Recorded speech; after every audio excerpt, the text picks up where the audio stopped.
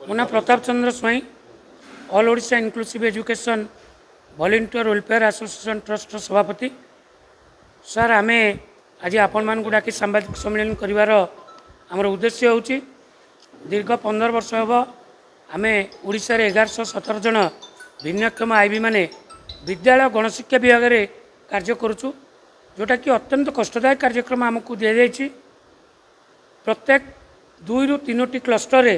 आम को नियुक्ति कराई गोटे क्लस्टर अंडर से जी स्कूल से समस्त 6 ରୁ 14 वर्षर भिन्नक्षम पिला होम बेस्ड एजुकेशन देवा सहित विद्यालय शिक्षा प्रदान करुचु जहाँकि आम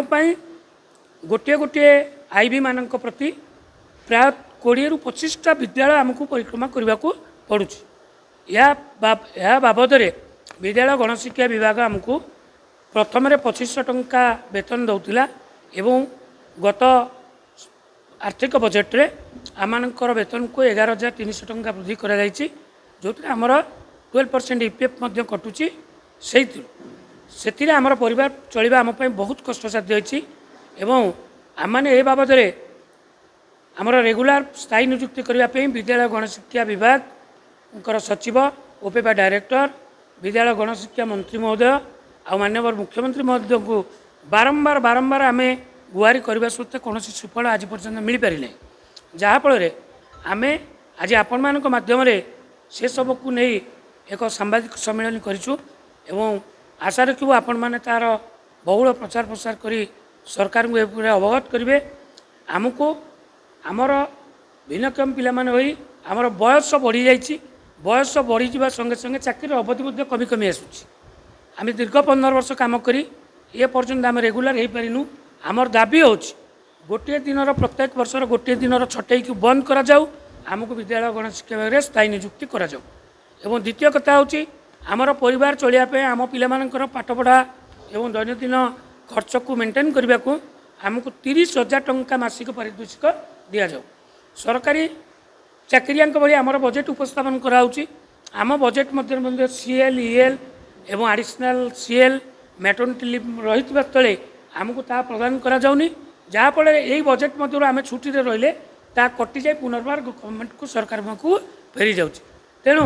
आमर दाबी होची आमको ये सब को पूर्णांग करा जाऊ एवं आम मानकर जो क्वालिफिकेशन अनुजाई बयस बढ़िया संगे संगे चाकरी अवधि जेहेतु शेष होची आम भितर अनेक ट्रेंड पिला अच्छा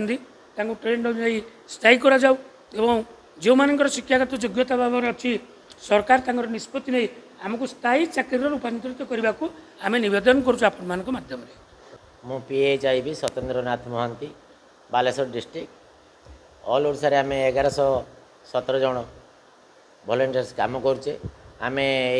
भिन्नक्षम पिलांपाई काम करुचे आम भिन्नक्षम आम भिन्नक्षम पिलांपाई काम करुचे आम भिन्नक्षम गोटे स्कूल रोने आम सरकार निर्देश अनुसार आम ना कले 4टा 5टा माने पंचायत रे काम करुचे गाँ गाँ घूरी आम पिला सर्वे करुचे तार कौन आवश्यक तार हैंडिकेप सर्टिफिकेट बाणीश्री एस्को स्टाइपेंड गवर्नमेंट जो गाइडलाइन अच्छी आम से कौन केभलिया से पिला सामिल हो पार आम दिन 9टारू बाहरी संध्या 5टारे गोटे पिला को स्कूल सारा 4टारे पुणे 4 ରୁ 5 जाकि से पिला को घरे होम बेस्ड दौचे।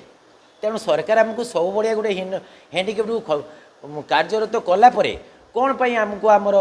न्याय्य जो अधिकार जो मूल्य जो आम आजिका दिन में जो डाली चाउल तेलर हिसाब से जगह आम परिवार चलैवा के कम आम पिला छुआ पाठ पढ़ा के कम। तेणु आमर एतिक दाबी ओडिशा सरकार पाखे जे आम जो भिन्नक्षम आपणकर जो मनोवृत्ति जे भिन्नक्षम को अवहेला करवा ना किंतु आम प्रति कहीं केते अवहेला आम आज 15 वर्ष हो गला गवर्नमेंट पाखे आम हाथ जोड़ी नेउराई सबू कार्यरत करुचे किंतु आमको बोधे भिन्नक्षम बोली सरकार आम कथा शुणुना 15 वर्ष पानी पी मुड़ी भुजा आउ गोटे पियाज नहीं आम दिन काटुचे आम संसार चली पारे। तेणु आपण माध्यम आम सरकार पाखे एतिक नवेदन आमर जो भिन्नक्षम भाई भौणी मैंने अच्छा सरकार आम प्रति टे दया हो आमे भी सरकार पाखे काम करुचे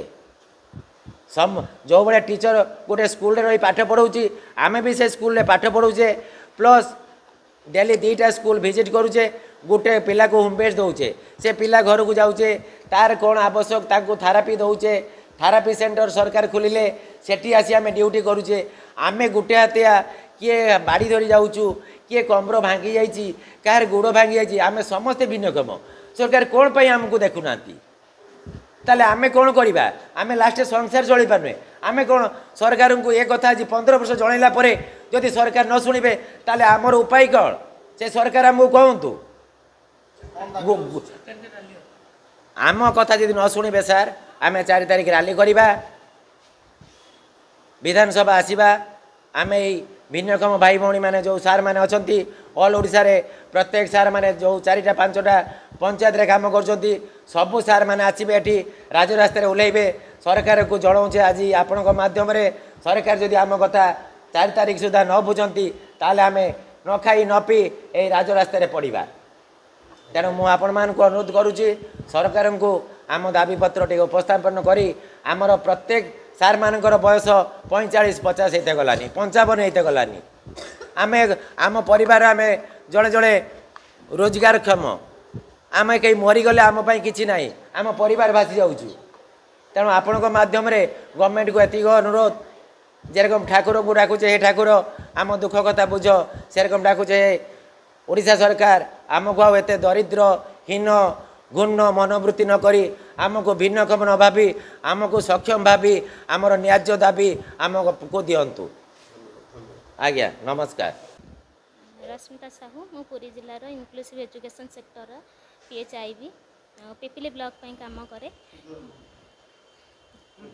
पिपिली ब्लॉक पे काम करे सर आमर दाबी होची आमको गोटे दिन छटई की बंद करा जाए स्थायी नियुक्ति करा जाऊ विद्यालय गणशिक्षा विभाग स्थायी नियुक्ति करा जाऊ आ लेडीज मानक पई आमर जहाँ भी रोची आम मैटरनाल लीव ADL ACL आ CL एगुड़ा भी प्रदान करा जाऊ मासिक वेतन भी आमको 30,000 करा जाऊ जहाँकि आम चलिया सक्षम हो पार।